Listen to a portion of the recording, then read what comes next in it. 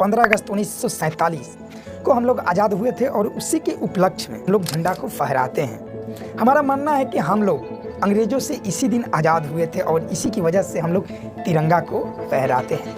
लेकिन आपको ये जानकर हैरानी होगी कि 22 जुलाई को ही हमारा झंडा ब्रिटिश के संसद में गया और वहाँ से इसको अप्रूवल कर दिया इंडिया फ्रीडम होने के लिए। फाइनल वो दिन आया जब 15 अगस्त 1947 को अंग्रेज़ों ने हमें फ्रीडम कर दिया और तब हम अपना झंडा उसी दिन से फहराते हैं। लेकिन अगर आप लोग सोच रहे होंगे कि हम लोग पूरी तरह से आज़ाद हो गए थे अंग्रेज़ों से, तो ऐसा नहीं था। ऐसे बहुत सारे पद थे जिस पर अंग्रेज बैठे थे। हालांकि अंग्रेज का कहना था कि इंडिया की जितने भी पार्टी थी उनको ये कह दिया गया था कि ठीक है, हम लोग तब तक रहेंगे यहाँ पर जब तक कि आप अपने देश के कॉन्स्टिट्यूशन यानी कि पूरी संविधान को अच्छे तरीके से लिख नहीं लेंगे या फिर बना नहीं लेंगे, तब तक हम यहाँ रहेंगे, लेकिन उनका दबदबा हम पर नहीं रहेगा। ऐसा कहने का मतलब है जैसे जैसे दिन बीतता गया, एक दिन वो समय आया जब 2 साल 11 महीने 18 दिन में भारतीय संविधान को लिखा गया। इंडियन कॉन्स्टिट्यूशन को 26 नवंबर 1949 को इंडियन कॉन्स्टिट्यूशन को लिखा गया। लेकिन सवाल ये उठता है कि आखिर ये इंडियन कॉन्स्टिट्यूशन को तो 26 नवंबर को ही लिख दिया गया था, लेकिन इसे 2 मंथ बाद क्यों लागू किया गया? इसके बारे में मैं अलग से कभी पेपर वीडियो बनाएंगे, लेकिन आज के इस वीडियो में मैं झंडा का कुछ इफेक्ट बताने वाला हूँ। देखिए, झंडा के डिजाइन करने वाले क्रांतिकारी मैन बोले जाते हैं, उनका नाम है पिंगली वेंकैया।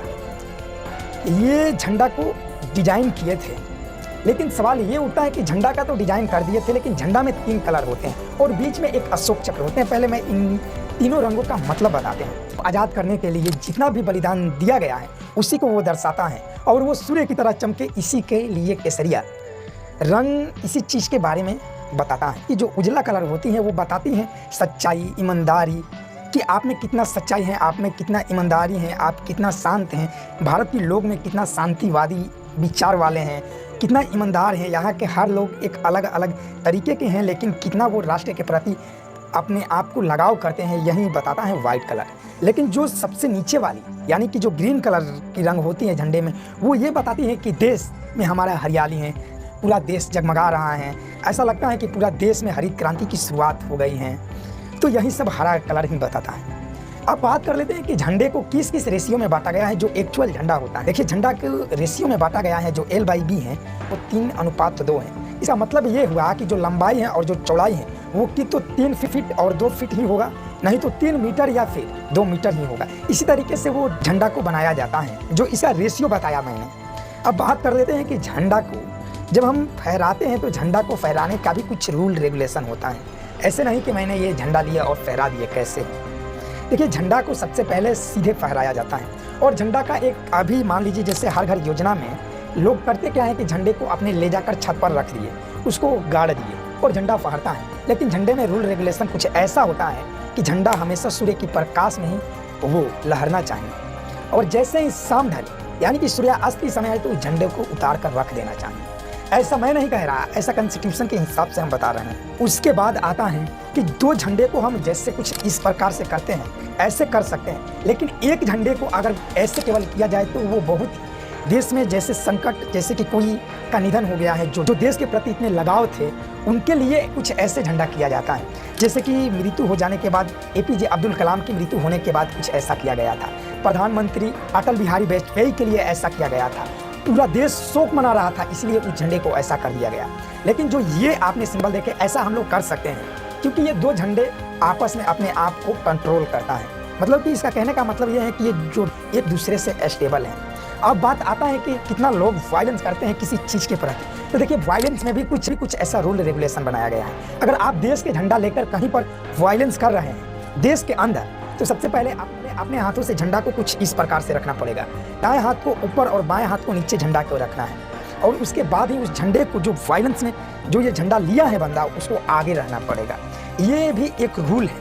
अगर मान लीजिए आप तो सैनिक हैं नहीं, आप ज़्यादा देर तक उस झंडे को लेकर नहीं जा सकते कहीं वायलेंस में, लेकिन जो सैनिक होते हैं वो झंडे को कुछ इस प्रकार से अपने कंधा पर रखते हैं, उसमें भी वो अपने राइट कंधे पर ही उस झंडे को रख सकता है।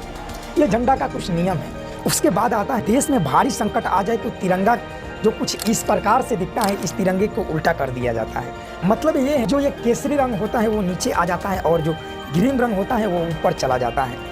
तो कभी कभार ये कंडीशन तब बनती है जब बहुत भारी संकट आ जाए, जैसे कि कोरोना से भी ज़्यादा भयानक संकट आ जाए, कहीं पर पूरी इंडिया में ऐसा विनाशकारी भूकंप आ जाए, तो उस केस में झंडा को क्या कर दिया जाता है। भगवान ना करे कि ऐसा कभी हमारे देश में हो, लेकिन जो एक्चुअल रीज़न है मैंने वो आपसे शेयर की। लेकिन एक और मैं बात बताना चाहता हूँ कि ये सब तो मैंने बता दिया, लेकिन ये नहीं बताया कि जो वो अशोक चिन्ह में तीली जो 24 होती है उसका मतलब क्या है। देखिए, उसका मतलब है कि हमारा देश 24 घंटा ही तरक्की कर रहा है, यानी कि हमारा देश 24 घंटा विकास की ओर जा रहा है। उस तीली का मतलब यही होता है जिसे हम अशोक चक्र बोलते हैं। झंडा को हम लोग कहीं भी नीचे नहीं रख सकते, उससे देश की छवि खराब होती है। यहाँ पर बहुत देश पर असर पड़ता है, जो बाहरी के लोग देखेंगे भारत के झंडा को कोई इज्जत ही नहीं है, तो इससे बहुत ज़्यादा दिक्कत है। और मैंने ऐसे बहुत सारे वीडियो देखे हैं जिसमें एक आदमी को झंडा दिया जाता है और एक आदमी को मिठाई की डब्बा। तो कुछ लोग होते हैं कि झंडा एक्सेप्ट करते हैं, तो कुछ लोग होते हैं कि मिठाई की डब्बा। हालांकि ये हमको लगता है कि वीडियो के ऐसे कंटेंट हैं, लेकिन रियल में ऐसा क्या है मैं नहीं जानता। तो बस आज के लिए इतना ही। और